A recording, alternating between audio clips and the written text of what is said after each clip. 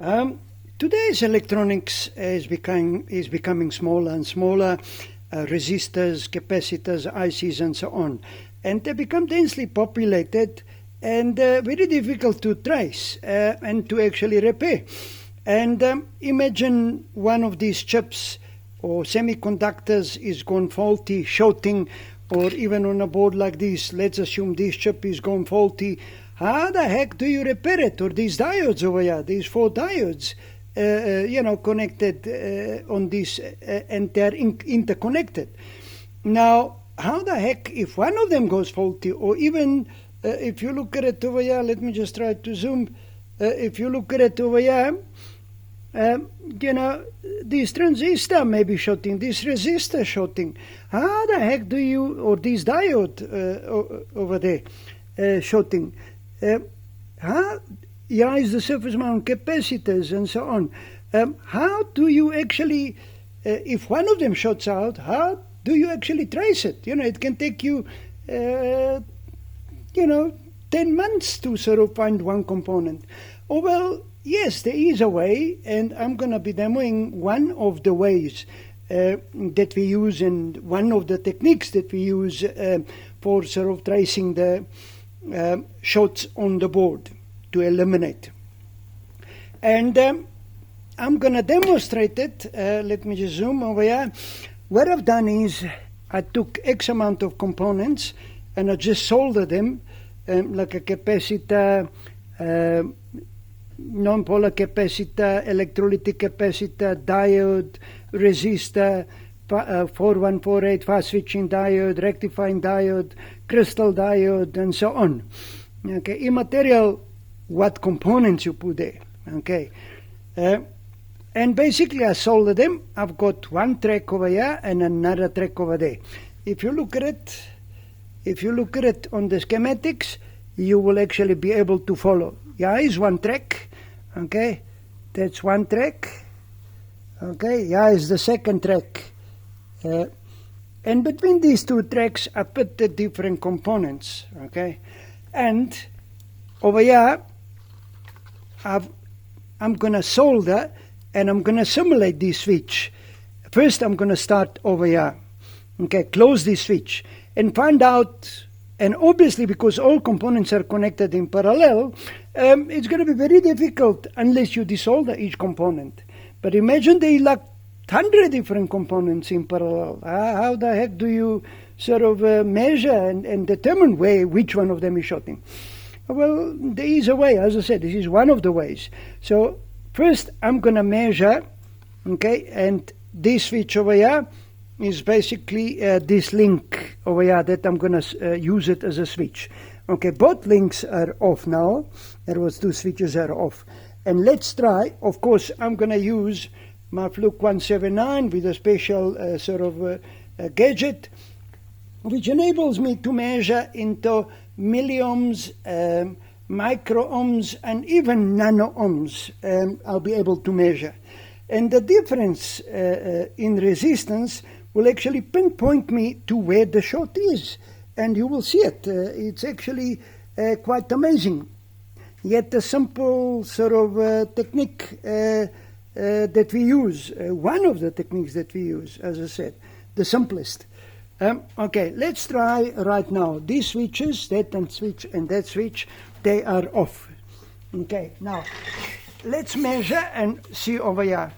If there is a short, we will see something like this. It will measure into micron, milli, micro, or even nanoohms. Okay, but nonetheless, let's measure it over here, and I'm measuring basically over there right now. All these components are connected in parallel. So watch now. Okay, there is no short. You can see on the instrument when I connect it up on these 2 tracks, because the switches are simulating the short, they're in off position. So there is no short right now. Okay, instrument tells you no problem. Okay, now let's assume now there is a short. So what I'm going to do is I'm going to take a soldering iron and I'm going to make a short. Okay, I'm going to solder it over there. Okay, now you can actually see it. Right now I have closed this switch over here. Okay, now let's see what happens. Okay, I can start measuring, say, from anywhere. Anyway, let's start from here, okay? You can see it's about 3.1 milliohm I'm measuring right now, milliohm, okay? Ignore what it displays over here, that represents milliohms, okay? 3.3 milliohm, 3.1 milliohm. Okay, now look at it here. The further I go, because the instrument is so sensitive that measures that minute difference in. So I start measuring. Doesn't matter from which section I start measuring. You got to start somewhere. But let's assume. So the point is to find the lowest point of resistance, because the instrument is so accurate and so sensitive that we'll be able to detect that minute, and it will guide you to the shot. So let's start from scratch again, okay? Over here, we measure about 3.1 milliohm. Now, the further I go now from the shot, I go to the next diode, okay? I measure, you can see, it's a 5.9 milliohm. So I'm getting away, and the resistance of the tracks gets picked up and measured and increases the resistance. Okay, let's try next one. Okay, you can see it's 7.5, and as I go along, it will actually keep on. Look at it there, 9.2 milliohms. Now I'm getting away from the shot. Now that's 10 milliohms. Okay, I'm even further away from the shot. Now I measure on the resistor, that's 16 milliohms. And look at it over there. Now I'm already measuring over here. Okay, and doesn't matter which way I put the probes, it's immaterial, okay, for the instrument. Now let's put it on this diode here, measures 16 milliohms. Let's put it across the electrolytic caps, it's 17 milliohms. So I'm very far. Now let's look at it at the end of this capacitor, right there, okay. Let's see. It's a 20 milliohm. So now, obviously, where is my, so I go backwards and I find that and look at it over here where the shot is. Remember, this is where I made the shot. Over here, it's end of the track, it's 20 milliohms. And the lowest resistance is 3 milliohm. So obviously, this diode has got a problem. And I would remove that diode. In this case, the diode is okay, except, I'm just simulating that this specific diode is shorting with the actual switch. Now watch me disconnect it, okay, and simulate. Now I'm gonna take okay, so that one is disconnected. Now what I'm gonna do is, I'm gonna, in the middle somewhere of the board, I'm gonna make a shot. Okay, there we go, it is done, okay. So right now I disconnected that switch, and I made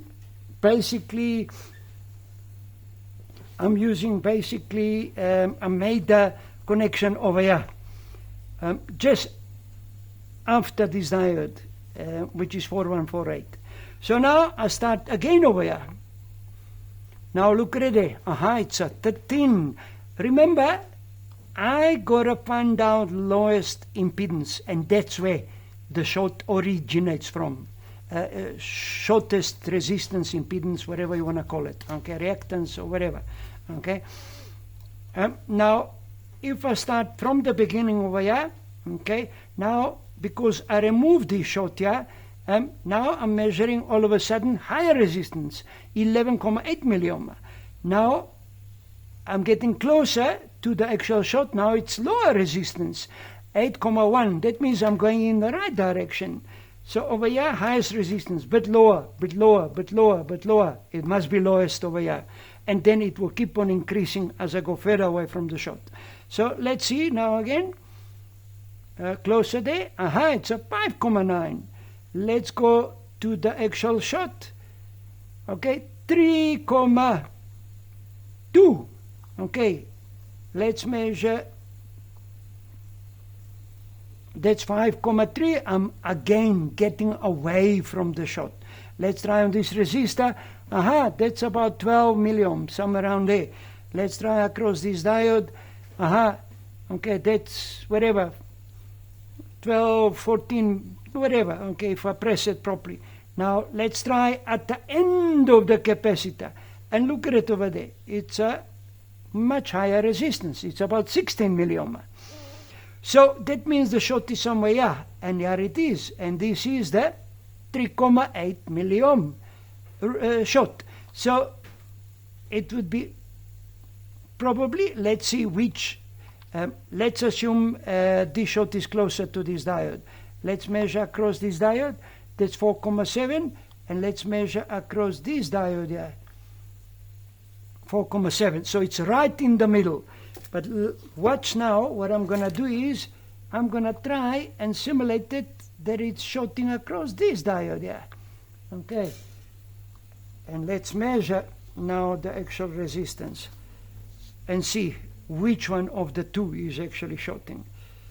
So it's quite an effective way of us, sorry, I didn't solder it properly.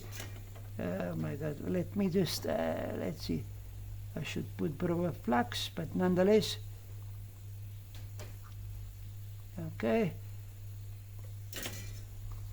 There we go. All right. Now I put across this diode here.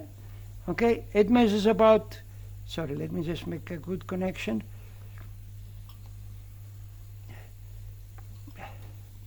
It's not making a connection. Wait, let me just put a bit of a liquid flux.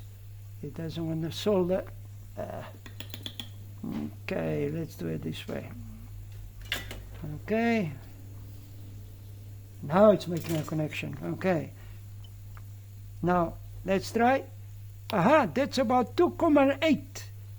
Let's see this diode, which is very close by. 4, so definitely this one is not shorting. This one has got a lower resistance. And this one here, which is also it's measuring. So that must be this diode, which is, what I've done is I shifted this one closer over there. Okay. And I can see that the resistance over here is much lower than what it is here. But when it's in the center, basically measure exactly the same resistance from this point to that point, if I measure, or from here to there. So basically in a nutshell, and if I remove the short, okay, basically now I will measure nothing. If you look at it on the instrument, okay, there is no short whatsoever. So basically that's how we would use this particular sort of technique. Very, very sensitive ohmmeter that goes into nanoamps that it can actually measure. I mean nano ohms, should I say, that can actually measure. And that difference will pinpoint me to which specific component, and I'll be able to size it down instead of like guessing. Maybe this chip is shorting, maybe that one is shorting, I don't know. Maybe that one is shorting, or maybe that diode, or maybe this resistor sort of shorted, or this particular capacitor, SMD 1206 shorted, or this transistor shorted out. It will guide me, and then once I I'm not sure and I want to make sure 100%, once I size it between 2 or 3 components, it's easier to remove 1 or 2 components than to start just sort of going around circles, not knowing what you're actually doing. So in a nutshell, basically, how we trace the shorts is by looking for the lowest impedance, resistance across the components. And the further we get away, the higher the resistance from the short, the higher the resistance. The closer, the lowest. And the lowest point, that's where the short is. Oh, well, I hope I explained it very quickly. I did explain it very quickly, very complex subject, but this is, as I said, just one of the easiest ways of and simplest ways of trying to locate the short on complex PC boards and things like that. Of course, there's many other different techniques that we got up our sleeve.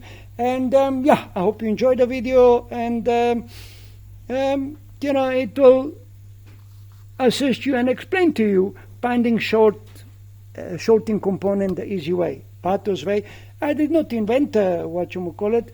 The procedure has been there since, Ohm's law was invented. So, except people that did not really apply it. And of late, many people that started applying the Ohm's law to its fullest. Yeah, on that note, I say thank you for watching Bato's banding short thing component easy way.